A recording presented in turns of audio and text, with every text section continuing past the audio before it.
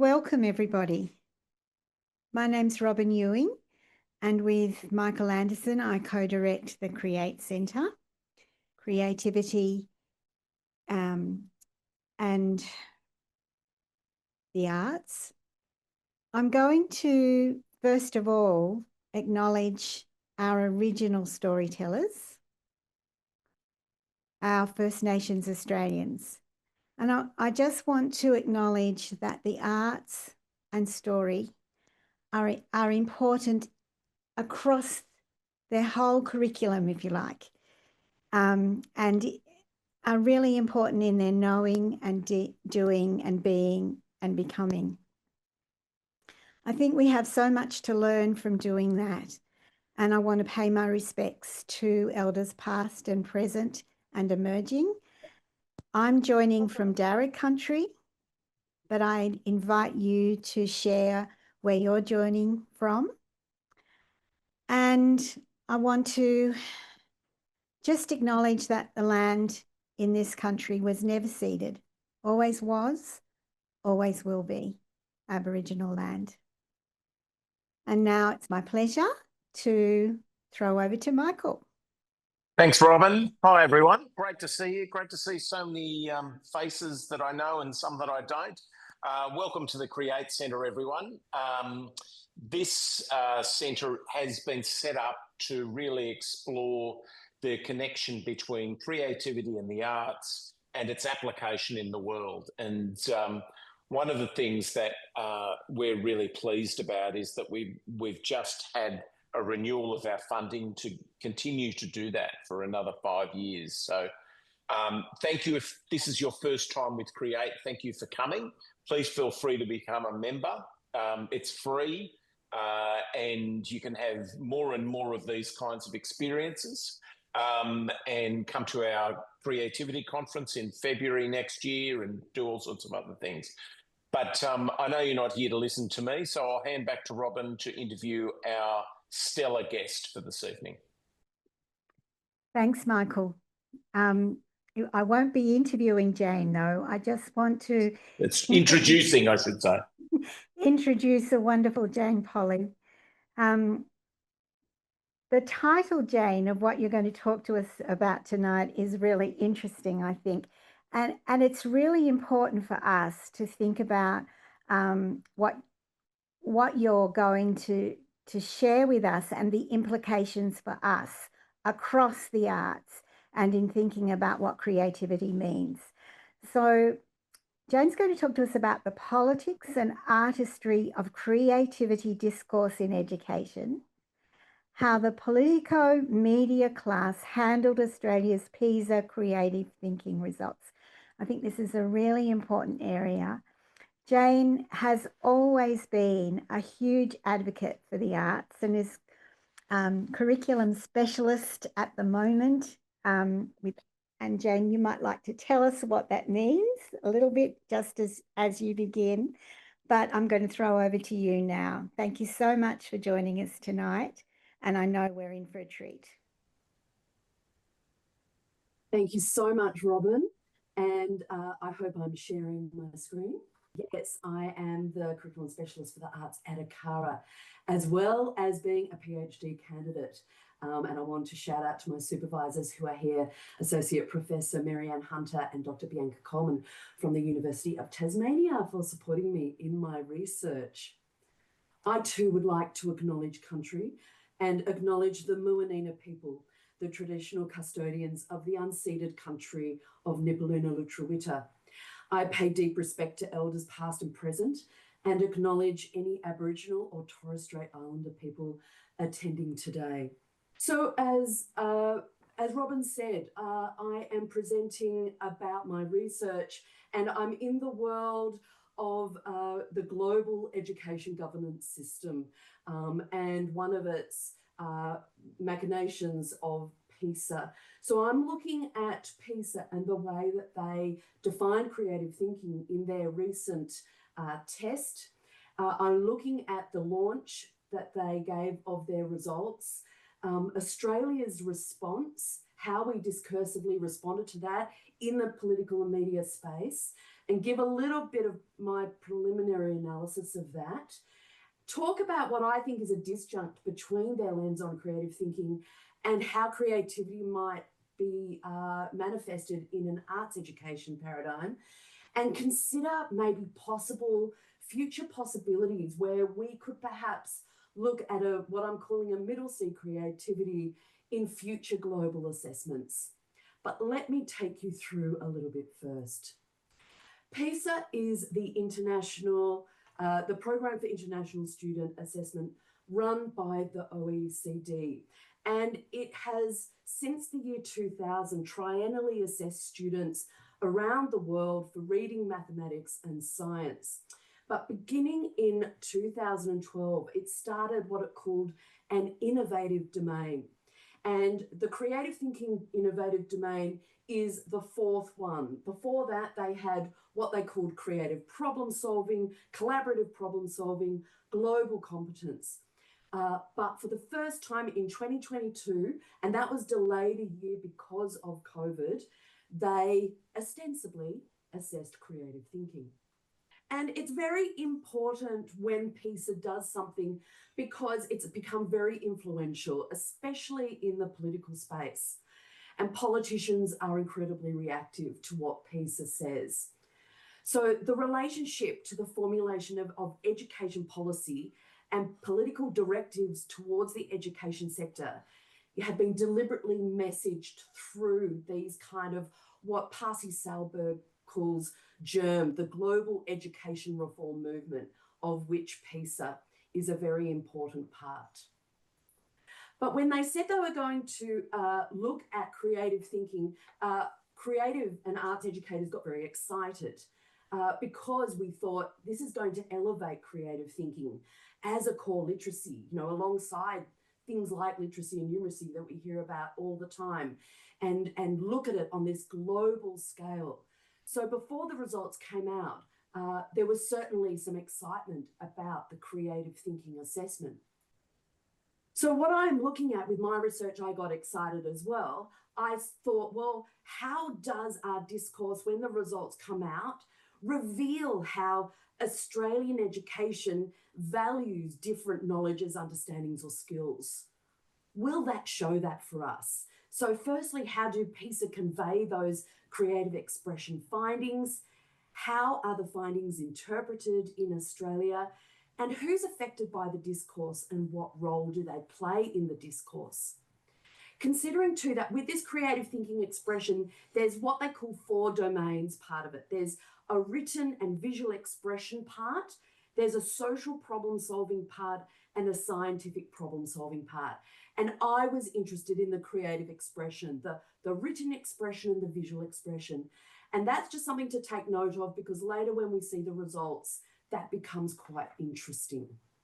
So I'm using a particular way of looking at the discourse. It's a critical discourse analysis. It's based on the critical discourse analysis model put forward by Wodak and Fairclough.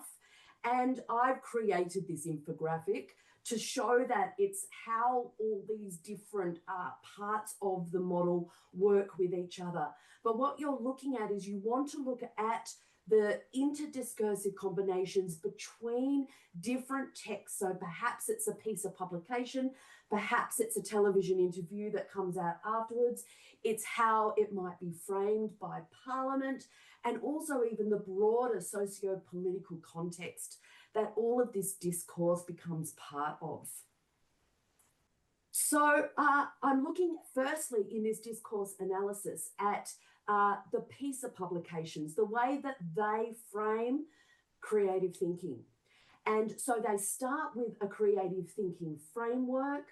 They've then got a report on a project about student creativity that happened in schools around a few different countries. They then have 2 documents, Thinking Outside the Box and Supporting Students to Think Creatively, that positions their way of positioning the narrative before the results come out. Then the 5th publication is the actual volume where the results come out. And the Australian fact sheet is the Australian focused results that come out after the results came out in June. The fact sheet comes out in October of 2024. So that is the first sense of where we can see that PISA are going in terms of the way that they are positioning creative thinking. So in the actual framework, that first publication, they define creative thinking as the competence to engage productively in the generation, evaluation, and improvement of ideas that can result in original and effective solutions, advances in knowledge, and impactful expressions of imagination. And as I said, that was the thing that initially got me interested in this space, because impactful expressions of imagination seem to encapsulate for me what I see happening in the arts in education, what we see in our classrooms, that students are creating impactful expressions of imaginative thought. So I thought, wow, this is fantastic. This is a really great thing that they are doing. And then we can see how perhaps some of those things start to change as we go through.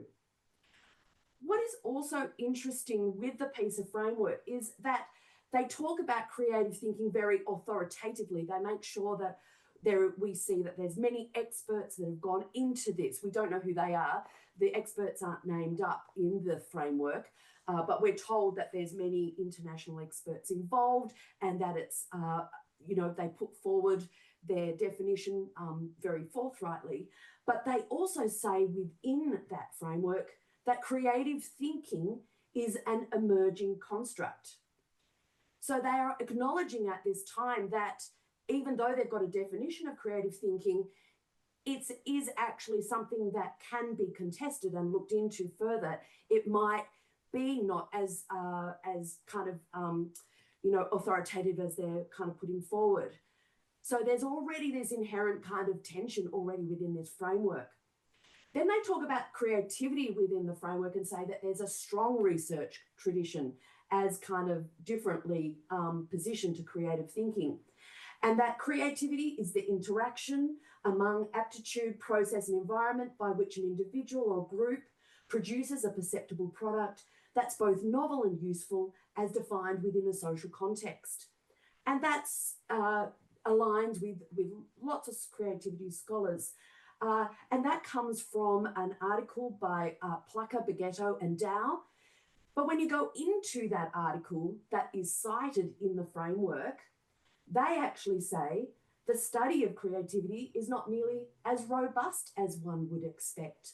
So we're already seeing in this framework, we're highlighting that this space is already, there's some ambiguities, there's some nuances, and that's an interesting space for PISA to be in, because they always want to be the global authority saying that this is what they're doing for the countries involved in their assessment regime. Another thing that's really interesting in the way that they position creativity in the framework is they talk about it in terms of the big C and little c creativities, which is part of a 4C model of looking at creativity. So big C creativity, that's associated with the intellectual or technological breakthroughs or artistic or literary masterpieces. They are the creative geniuses that move our socio-cultural spaces forward. They're the artists that we would call our pioneers, our revolutionaries. That's really making something new and exciting, and we put that into that space. And what they also do, it clicks through double, there we go. But what they do is that they say the creativity that they're actually looking at in the PISA creativity test is little c creativity. And they say that everyone can display that. In fact, that's like the type of everyday creativity that can include, arranging photos in an interesting way, or combining leftovers for a meal, or finding a solution to a scheduling problem. They're everyday creativity. We can all do that. That's what we're actually testing in the PISA creativity test. So when we look at where the 4C and where the little c and big C come from, in the 4C model, we can see another kind of couple of creativities there. The mini C, which is kind of associated with, you know, young, especially young children, when there's insights new to them, they're very creative, but they're very new, kind of making new little insights. But you've also got what they call Pro C, which is a creativity that comes after years of deliberate practice, professional. So, you know, what we might see in our artists, our professional artists, who might not be at the big C revolutionary level, but they're certainly well known for their creative practice or for their inventions, if they're a scientist or whatever it might be. But that's where PISA are placing creativity. And certainly different people have found a problem with that, because they're saying that it relies on a narrow definition of creativity and that it's mostly to do with cognitive skills to enhance innovation or economic productivity, but it's ignoring other subtle or nuanced conceptualizations. And they can be harder to measure or harder to assess under test conditions. So in my thinking around that, I have come to this infographic that I've created. So please excuse my graphic skills.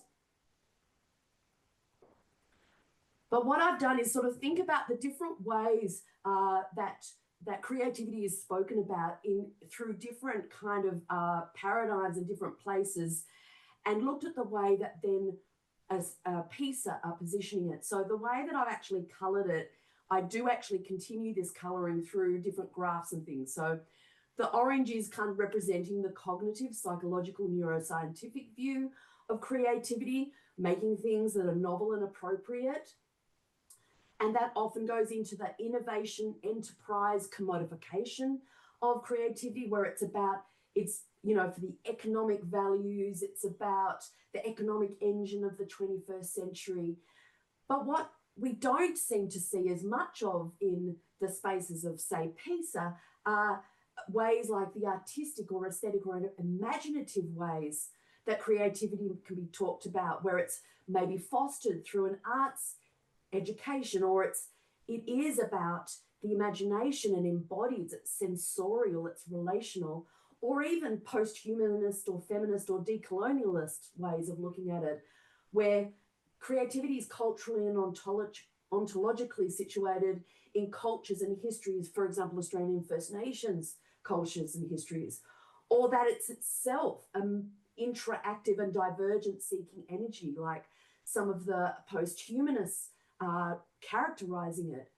And so that's fine that PISA puts it into that cognitive, psychological, neuroscientific space, but it's not, to me, being explicit enough about that. And also we lose these other elements or other dimensions that perhaps can't be captured in an assessment, but then that should be acknowledged. But what they do is, before the results come out, they, when I say they, PISA publish other documents. This one is supporting students to think creatively, what education policy can do. And as I said, what I think that they do with these is they start to position the way they want the narratives to be messaged out prior to the actual results coming out, so that we see what they would like us to see. But what's interesting for me then, and why I make the connection between creative thinking and the arts, is because in things like these publications, we can see that although most jurisdictions consider creative thinking a cross-curricular competency, which of course it is, the references to creativity in curricula are more common in the arts and language subjects. So we're seeing them more, and later on when we see the results about perceptions of creativity has a material effect on the ranking of creativity, we can see why this becomes important. And this is true in Signetti's and Rabella's article that looked at how the education system's integrating creative thinking in schools.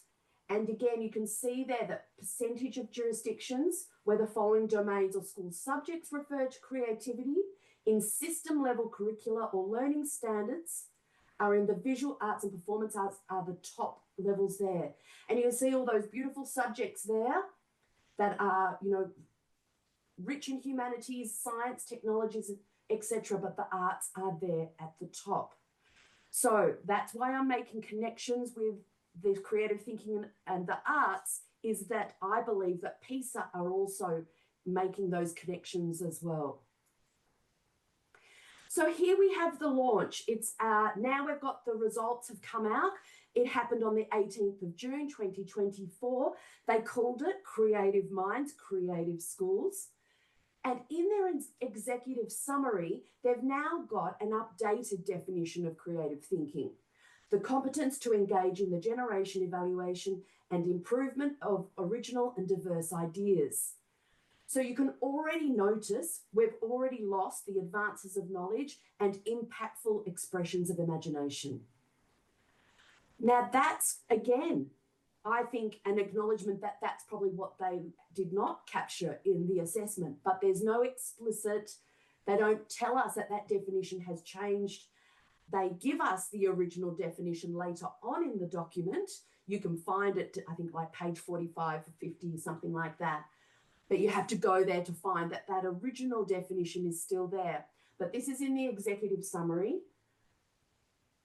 And so I think that's interesting. We've already lost that connection to imagination now.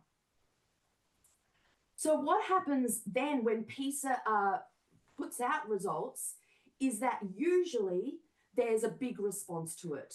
So, and Barutzis and Lagarde have, you know, looked at the fact that there's always an increasing coverage since 2000 when they started. It always peaks during a report year, and it also peaks if it's positive or negative.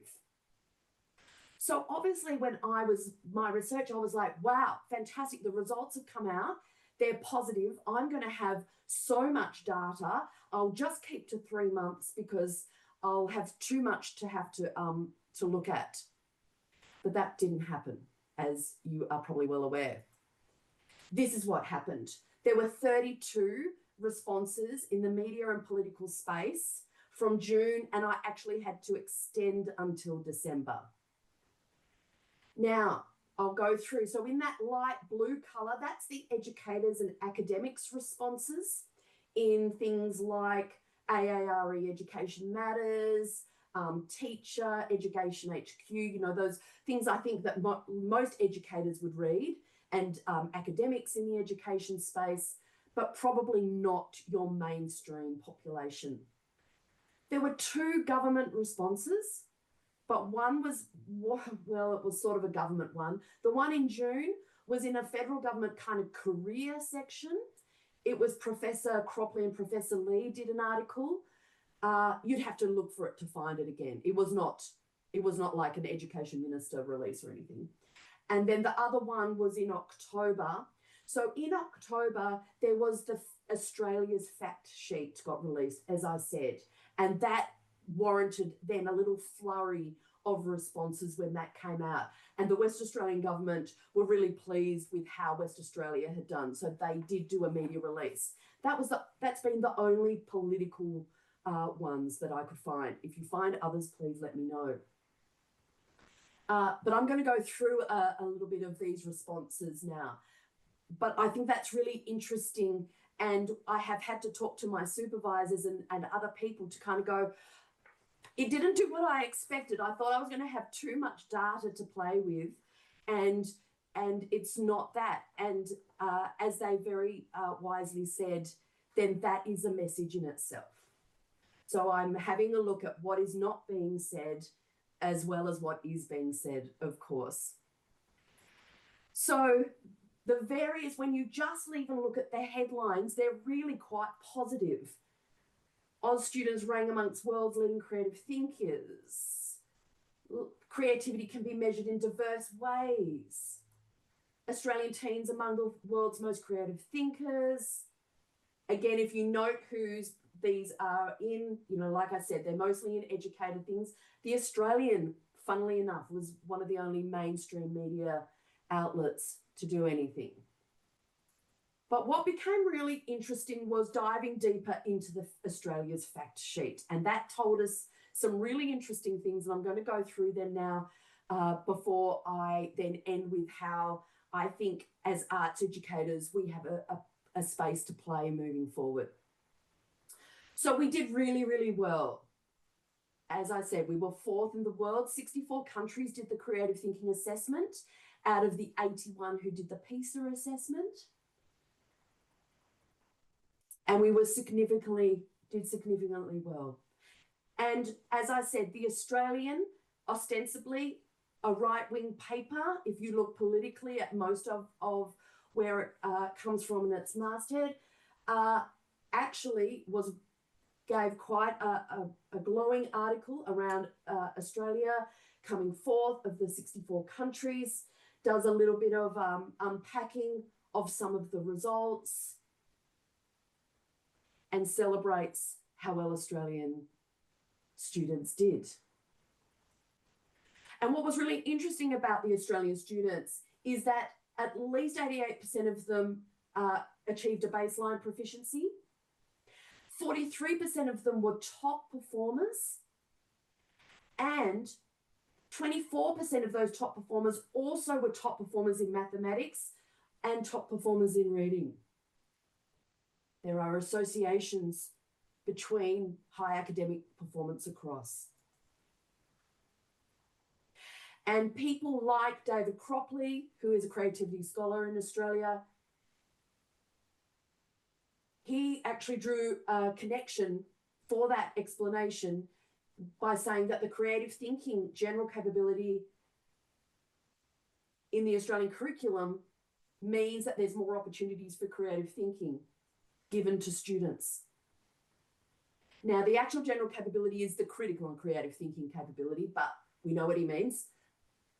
But again, that's an interesting association he's making because it is defined, it's named up. But how did we do remember there were the 4 domains? We did better in generating creative ideas and written expression and visual expression. So we still did well in the problem solving, science problem solving and the other, whatever it was, but we did best in written and visual expression. And as Professor Daniel Harris writes in this article, is that for the first time PISA used visual design tools in their assessment. So we're starting to look at slightly different ways of assessing, moving away from just written numerical and or narrative responses. What's interesting about these ones is how students perceive creativity. There's real lessons here, I think, again, for our politicians, because it comes to policy and how we talk about creativity. Because 83% of students agreed that it's possible to be creative, but there was still 50% of them says it can't be changed much. They had a fixed mindset about it. That's something that can be addressed. But certainly Australian students reported relatively high levels of imagination, openness to intellect, creative self-efficacy, and the social emotional characteristics such as curiosity, perspective taking, and persistence. And those narratives did get taken up. For example, in ACE's media release, they say that their findings provide insight into how imaginative, adventurous, confident and capable Australia's 15-year-olds are and how it's being fostered. And this is critical because creative thinking skills are fundamental to helping people develop, not only to solve issues and problems, but their personal, professional lives within communities, global citizens. There was also a correlation between students who are expecting to complete at least a higher education degree demonstrated a stronger creative thinking proficiency than their peers. And also 6% of them expected to work a job in the creative and cultural sector. and 2% reported having a parent working such a job.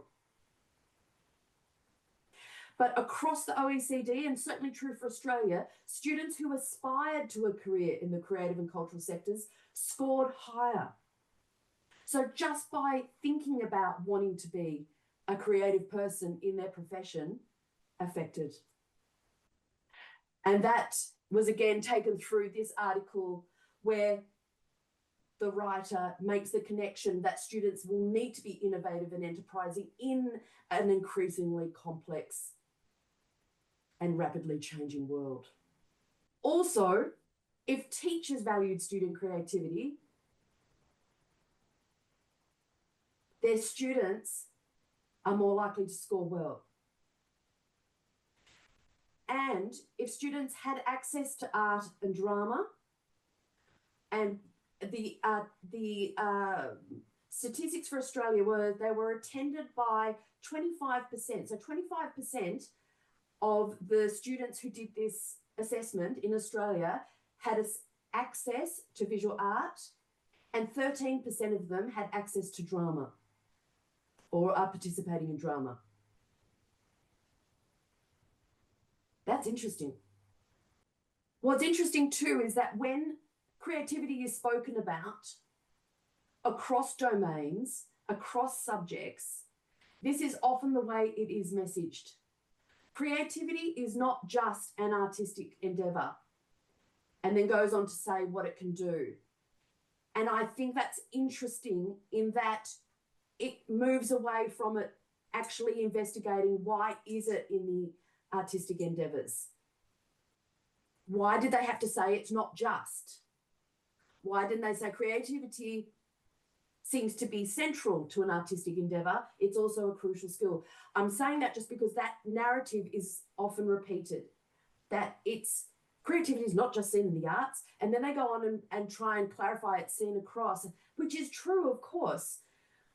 But why is it that we can't stick with seeing what it does in the arts, especially as we've seen before in the other publications, PISA seem to be drawing us to some connections. In December, Rupert Meyer, who's the chair of the National Arts and Culture think tank, A New Approach, which is this kind of new think tank that seems to have come out, wrote an article again in The Australian, basically saying Australia doesn't realise how good our young people are in creative thinking, and we need to be fostering that more, like we do in other strategies, like we do for sport, for example. But again, that was on the 20th of December, at the very end of the year. Another way that the results were talked about. But I didn't hear any political response to that at this point.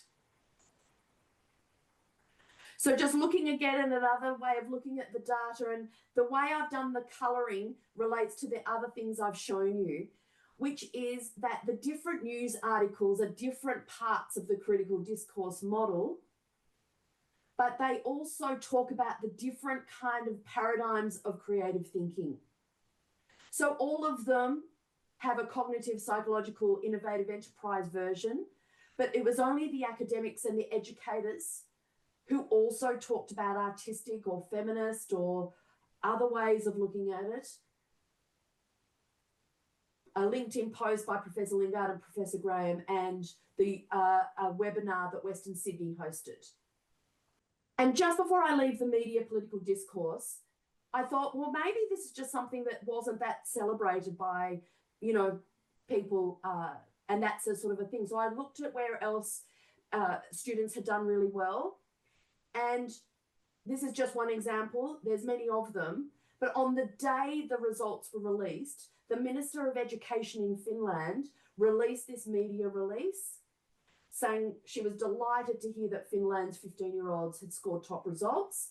They didn't do as well as Australia. She says creativity and innovation are at the heart of Finland's future and success.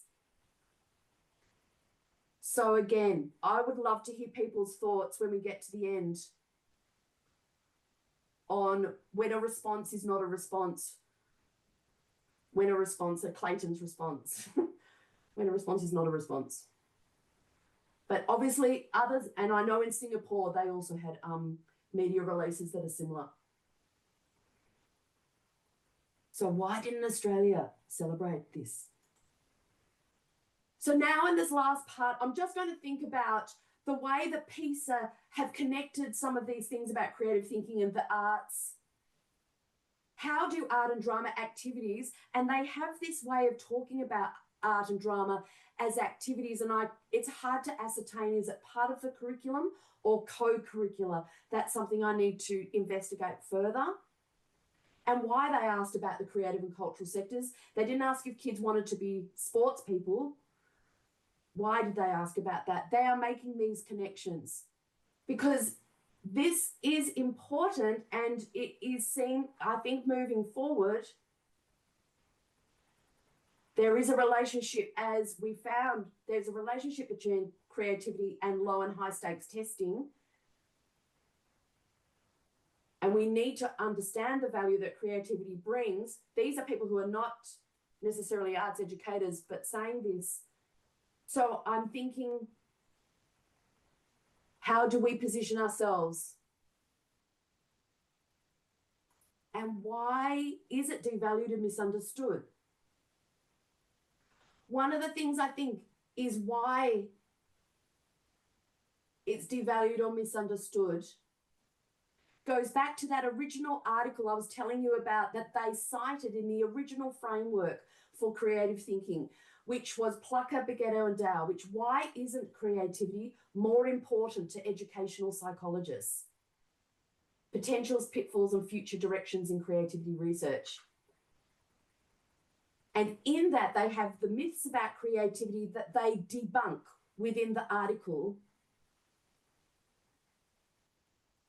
But I sort of wondered how often they hear these things in those paradigms, in that educational psychological paradigm.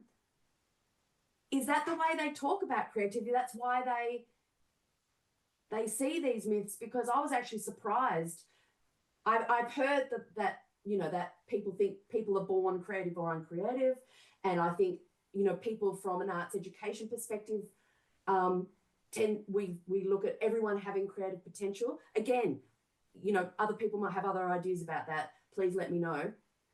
But that second one of creativity is intertwined with negative aspects of psychology and society. And they said that that was surprisingly widespread. And I was, that's not the way I see creativity. I think it's a really positive concept. We're using it all the time to make bold, original work. It's not fuzzy or soft. It takes so much critical thinking, rigorous reflection. And then they talked about a myth that creativity is enhanced with a group, and that they talk about research that was done on brainstorming sessions in corporate environments, which may or may not be the most creative place. So I just thought that was interesting. It might give us some clues on why there's these underpinning assumptions, I think, coming through. When, if you come from an arts theory background,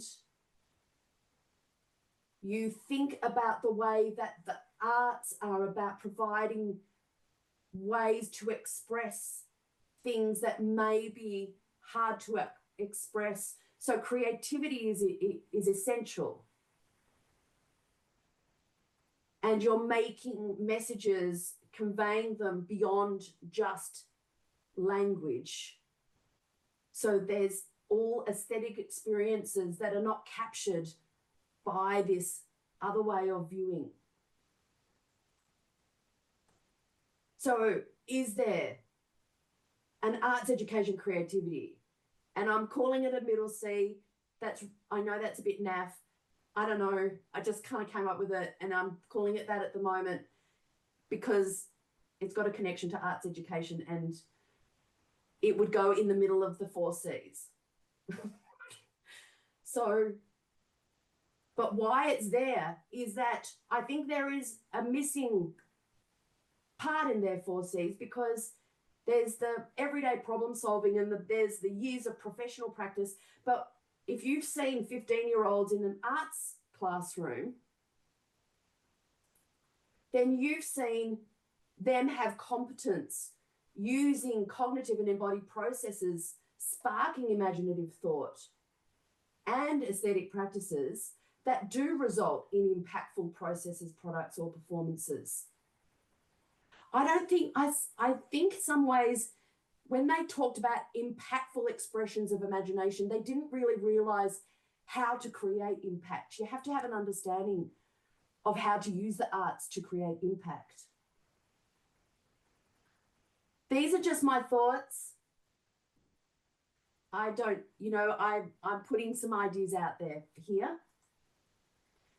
But what I did love thinking about was the way that in Kaufman and Sternberg's Handbook of Creativity, thinking about the different, even thinking about imaginative thought, it includes perspective taking, identity construction, constructive internal reflection. Think about the way that that happens in a metacognitive way through arts, thinking informed by an understanding of multiple cultures, pretend play, prospection, which is kind of thinking, visioning future possibilities, memory construction, counterfactual thinking, and mind wandering. If you're in a test, how can you have mind wandering? They're counterintuitive. So I think thinking about what imagination is, but how do we see it? Can we assess it? The other little flashes, I suppose I had a little flash of insight reading Professor John Munro's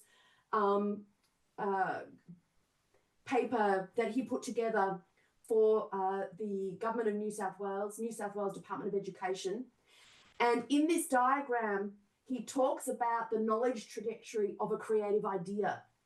And I love this because it goes through those steps that I think have been kind of elucidated in other spaces, but talks about mapping the flashing of insight after you've actually looked at an issue from multiple perspectives, really thought deeply about something or played with it or looked at it, experimented. There's the flash of insight that happens, and there's a theory of action that's taken from that. And that made sense to me when I'm working, and I'm sure you're the same, the arts educators in this room, and I can see some of your faces there. When you know the thing, you feel it, you go, oh, that's it. That's the way to solve that choreographic problem. That's the way to design that set. That's the way to make that character. That's the way to work with young people. So it made me think about this flash or sparks of creativity. How can that be captured?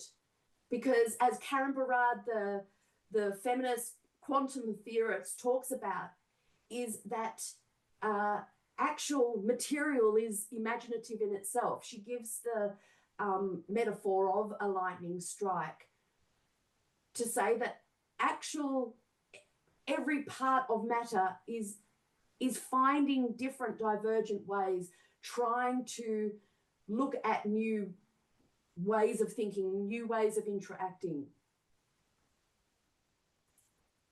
So maybe this middle C creativity, to go back to that original infographic, has a little bit of the cognitive, psychological, neuroscientific it, because it's knowingly used imaginative thought, such as perspective taking, memory construction, etc., but to spark the creative processes, products, or performances in the manipulation of artistic forms and genres and materials in aesthetic and embodied processes. But there's a purpose to it, to affect, empower, or impact audiences and society. Because the other part that is sort of missing from some of the creativity definitions is, what is the purpose? It is about novelty and relevance, but for what, where, how? And what conditions would we need to develop this middle seat creativity? Because we found out from that data, from the fact sheets, that spaces that share creative ethos, share the understanding that creativity is even valued, will heighten people's creativity. Students have time to experience artistic ways of knowing, doing, and being. Teachers with arts experience and expertise value student creativity. It's more likely to be seen at a year 8 to year 12 level. We can see it. Young kids are obviously very creative and very purposeful in their making. But definitely year 9, 10, 11, 12, they're not maybe professional standard, but they are pre-professional standard, as we know. So in fact, they would be at that middle kind of level. And it is developed within cultures of the school, cultures around the school, cultures that are brought in. It's relational. It's between people. So it might be connected to the creative and cultural sector. And this just made me just remember again of the different purposes of making art, and when we see them, what happens in a classroom, and then the creativity that comes out of that. Because it might be to challenge power, or it might be to imagine alternative futures, or it might be to give voice to collective feelings, or it might be to connect across differences. So we need to really remember the multiplicity of the actual purpose of arts and creativity, the creativity that happens there. So I'm going to leave you with the fact that creative thinking is a multidimensional competency. It can be difficult to measure and convey, and therefore value. That PISA didn't effectively assess all the dimensions, but could a creativity schema based on arts education that they did connect to through the way that they messaged their creative thinking results be valuable for future assessments? There's a little bit of my references at the end, and that's it for me, Miss Anna. Wow. Thank you, Jane. I think that is so rich. There is so much there for us to think about and wonder about. Would you like me to stop sharing, Robin? Would you like to stop your slides there so we can be good. Absolutely. I'll stop sharing. Beautiful. Lovely. Well, I have some questions myself, but there are a couple of comments in the chat. I wonder whether Sam, you would like to lead off with your comment. Thanks, Robin. That's a bit scary. Look, it was a response to just one of the slides, and I've been overwhelmed, and it's one of those presentations. Thank you, Jane, where so many ideas just led to so many more ideas, and then I miss an idea and cognitive overload, but in an exciting and wonderful way. So thank you. So yeah, I was just interested. There was that connection. You were in one of the slides alluding to identity and the creative play in that. And I just became intrigued in that because I've been thinking a lot about this role. We look at identity from a teacher's point of view as well as a student's point of view, and this notion that that in an ever complex, global, socially media-driven world, etc., as students and kids try to understand their identity, the creative processes that are involved in that, and not just the sort of psychological, it's so embedded now in that as they try to understand who they are, with this incredible array of things going on. So I'm just wondering if you'd sort of had any sort of thoughts in that space, because I think this pushes it more centrally to not only sort of student learning, but student well-being. Mm. Yeah, I think that's the thing about sometimes the arts do so much, we kind of forget how much that they do. And even thinking about the different ways, when you teach in an arts classroom, all the multiplicity of things that you are teaching, you are definitely teaching about self, because the student has to express themselves through their art form, they are learning about themselves, and that might be unique. I mean, they do it probably in creative writing in English as well, and through other ways, but certainly through the arts, they are doing that. I think there are definite connections then with well-being, and as we see the problems that are highlighted for our young people with different, things happening with mental health and with social media and things, then that also has a place. But I did find it very interesting that the connection was made with even the self-perception of being creative heightened their creativity scores. If they thought their teachers valued creativity, it heightened the scores. So then I'm thinking, in terms of what I'm looking at, is that the fact that this wasn't celebrated by the political class meant that we didn't get to fully then take on what this results had told us, which was that we might be a really creative, country, and we great, so yeah, I think it's even like the Australian identities, I think, really interesting within this as well. How we perceive ourselves, and that goes to that new approach think tank stuff they're putting forward, Imagine 2035, an arts and culture strategy for the next 10 years. Again, whether they'll get any political traction, I don't know, because there's so much going on at the moment in the world. But it's fascinating to me just the way things are talked about, and that thing I was saying about the negative associations with the creativity, and then how does that affect us in the arts, and then how does perceptions of the arts affect creativity, because we're not seen as core to curriculum. We're not seen as core to, and yet there's, reading an interesting writer at the moment, some of you may know him, Professor Alva No, the philosophy professor at the University of Berkeley, has written The Entanglement, How Art and Philosophy Make Us What We Are. And again, he's a philosopher, so he goes on and on, as they do. But he basically says the entanglement of art, philosophy, and life, it's so embedded in us, we almost don't see it. But we would not be human without art. Art makes us who we are. It is. So again, it's just so interesting to me that then it's not intrinsic in education policies and things like that. Sorry, I just went off on a tangent then.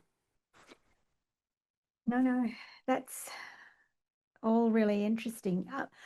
So do you have a theory about why the politicians didn't want to celebrate the Australian students' creative results? That's a really hard one. So research-wise, that's a hard one, right? Because I can only make assumptions. And suppositions. So yes, supposition. So I think it is about that. They really don't understand it. It does sound fuzzy and soft to them. It isn't explicit teaching. It's not all the buzzwords that are prevalent in education at the moment. That's all I can kind of think that it is. There might be other reasons as well, but the Australians came forth in science in the TIMS test at the end of the year in December, and Minister Clare put out a media release for that. So yes. And I haven't heard him even say any, like, it's not just that he just hasn't said anything about it. Yeah. So I'd love to hear if anyone's got any other ideas why. Does anyone have any other ideas? Please tell me. Jane, I was going to say that I think it's interesting.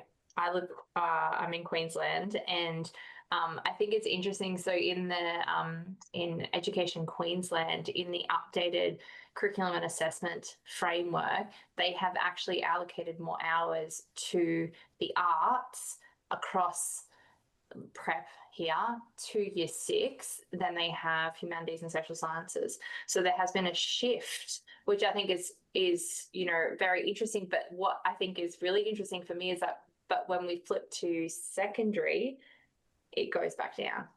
Right. I think that's also really interesting. And I mean, Rochelle, that the humanities are also sometimes not. Oh, that's okay. We're not here to talk about me. I was just practicing something else. But I think that's interesting as well. So yes. Yes, but it is interesting, isn't it? Because it's like and the other thing that I found interesting is that it's more even with the bands, and they've and I think that that's interesting. But then when we go to 7 to 10, which is actually where you find most, like, there's a lot of secondary teachers who specialize in different disciplines in the arts. I just thought that was interesting. That is very interesting. And yes, I'll have a look into that further. Cymbelin's put into the chat, is it possible that they weren't made aware? That's such a good question. As far as I know, they were made very aware. Yeah, I think so. Yes, they were reached out by advocacy arts education bodies. They were reached out by other bodies, and I think it's right that, I think it's not surprising that Australian politicians are not that excited about artistic outcomes, but I suppose I'm just giving them the benefit of the doubt and wondering if there was anything else going on at the time that may have eclipsed, because it's such a short attention span. And if that moment, also, if they were being lobbied with that information at a certain time, is that too narrow a window? Should we keep pushing that information out because the information remains relevant? It's not just when it's come out. I don't know if that's relevant or not to this discussion. Absolutely relevant. Absolutely, yes. That's what we should do for sure, is to keep it up. And that's why I'm doing this research, right? Because that's the thing I want to kind of keep talking about is when you say to my knowledge, there weren't other big things at that time. But that's a great question. Andrew. Jane, thank you for tonight, but also for everything you do. I guess this is sort of somewhere between an advocate and activist position, isn't it? Which is hard when you work for authority. So I guess my question is around, I'm becoming really interested in legitimation and whether sort of arguments that we use are sort of furthering someone else's good. For instance, and I can't believe I'm going to say this, but I'm researching arts in Queensland at the moment, and I didn't think I was going to find that some of the myths are actually true, that some of the myths are the reason that my kids actually do study the arts, and it is because they don't want to cognitivize and verbalize and label it through the written word what they're experiencing. And I didn't think that was going to happen for me, but I'm just wondering whether maybe the reason that the arts aren't getting, well, creative thinking in PISA even isn't getting much attention through the media, is that it's not legitimizing the things that Australia is valuing. So I think that's exactly it. And so what I think is happening, certainly in my school context, is that we're saying, music is good for your brain. That's the narrative through all of that work. But maths teachers are saying, yes, so is maths. And parents are saying, yeah, so is everything else. So is science. And so, I guess what I'm wondering is to what extent we reshape that legitimation narrative to say, actually, the value in what we're doing is that it is fuzzy. Yeah. Interesting. I don't. That's a great one. Okay, so I suppose that's what we mean by fuzzy,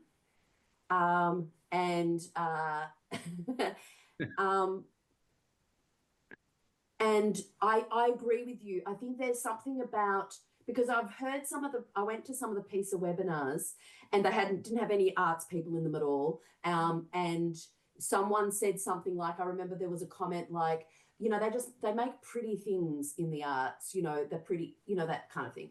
And so because the arts can look really fun and really joyous and enjoyable and allowed, and you know, then that can work against us too, because you know, kids really love them. So when I say that they're rigorous and all of those things, that's alongside being really fun as well, and you know, and messy, and they are there, you know, that I think it goes more to what you were saying, or someone was saying about, yeah, the actual identity, how we see ourselves as Australians. We don't know who we are sometimes. I think just we don't know where to place ourselves.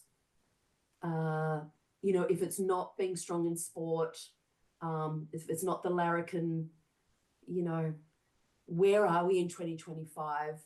And that goes, you know, how do we move to that? And I suppose our politicians, do they really reflect the cross-section of Australian society? You know, they're still mostly, and I saw this thing the other day, and it was a picture of leadership in education, and it was mostly white men, you know, and I just kind of go, what are we doing? I think as well that perhaps the creativity and the arts and their importance, despite the research, doesn't fit the story that our politicians are telling about our education. I think that's part of the problem as well, and it's only supposition. But you know, that if the idea that if they ignore that side of things, it'll go away. If they cut the arts, if they cut the humanities at universities by making it more expensive, etc., you know, it will go away. I mean, perhaps I'm being a little bit cynical here, but I just can't understand it at all, and I can't understand the way that the research around the importance of the arts and creativity for our well-being as human beings, and of course, it's going to lead to our achievement in other areas, etc., is being ignored because it's increasing. So, you know, I love that. I think you're right, Robin, and I think what was your actual way you said it? It's not the story they're writing or something. It's not the story that they're telling about Australian education. They're telling us. I'm going to quote you in my not research. Doing well, you know, that we've fallen through the ranks since 2000. All of that, yes. All of that story that they're telling is very much at odds. You know, I feel like we're in a parallel universe in a sense. Absolutely. Love that. Thank you, Aitan. Is that how you, sorry if I've mispronounced you? Yeah, hi, Aitan. Aitan, nice to see you. I'm in visual arts education in New South Wales in Sydney. And I think, unfortunately, or maybe fortunately, the nature of our discipline, I hope never does fit the story that politicians tell, right? Like, I think that's one of the great parts and one of the most difficult parts. That as soon as the politicians are telling our story, we need to change what we're doing and how we're going about it. And that's a really difficult, but also a really enriching part of what we do and why we do it. But without doubt, politicians and their broader teams are seeking to measure, they're seeking to count, they're seeking the bureaucratic way of summing up something in an infographic or a chart. And by its very nature, a lot of what we're doing, especially the richest, most higher order parts of what we're doing, it cannot be measured. I think like one of your later slides said, Jane. I think that's a really difficult thing, especially when we speak about funding. When funding is always connected to money in, money out, how do we measure that? And in our tiny country with tiny audiences and tiny markets and a tiny commerce of consumers for the arts, that's what's seen as the measure of our disciplines as they manifest in industry, and we are tied to that in primary school, in high school, because that is trickling down through university funding. That is trickling down to the ATAR algorithm and how it might moderate, what a visual arts student's results contributes to their ATAR and their, how they enter the tertiary world.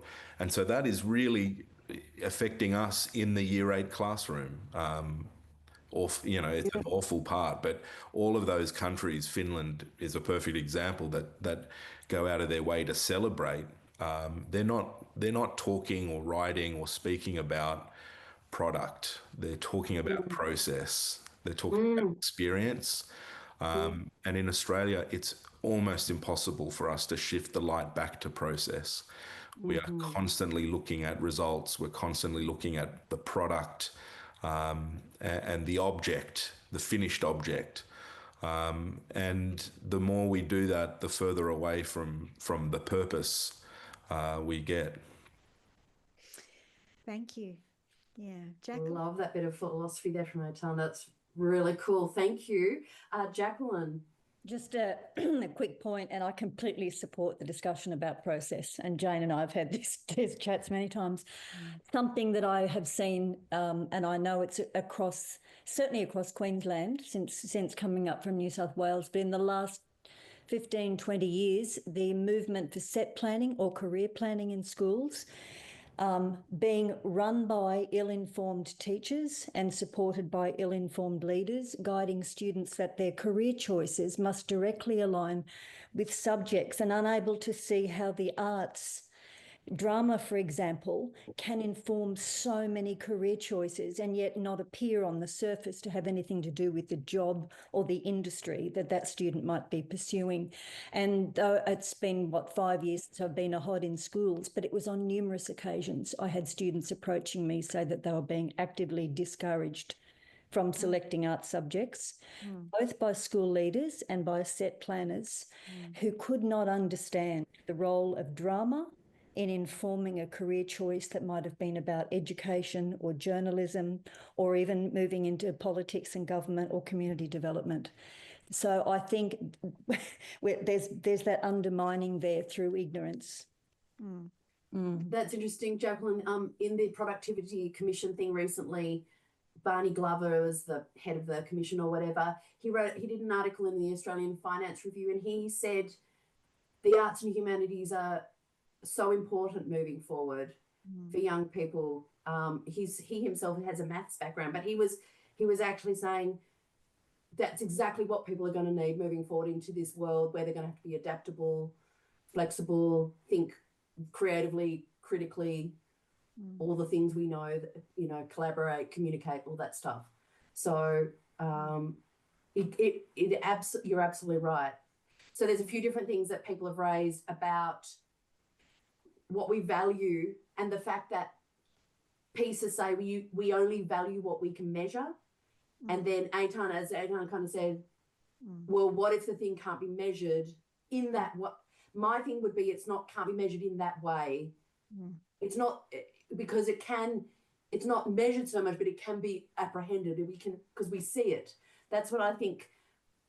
That's why I think presenting to you today, I knew that I would be presenting to people who understand kind of where I'm trying to relate it to what we see in the classroom, what I saw for 25 years in classrooms when young people made work and created new things using skills and techniques that they were applying, trying really hard. But how, that was never, they don't sit down and do that. They're either painting the painting, or they're making the dance work, or they're up on stage, or they're, improvising or playing or experimenting. So, yeah. Yeah. We're going to have to leave it there tonight, I'm afraid. I'm sure this discussion should be continued. But Jade, on behalf of all of us, that was such a rich and provoking and thoughtful presentation tonight. Thank you so much. And thank you everyone for your comments and your wonderings as well. I look forward to seeing you at another Create webinar soon, hopefully, and I wish you all a good night. Thank you so much for joining us.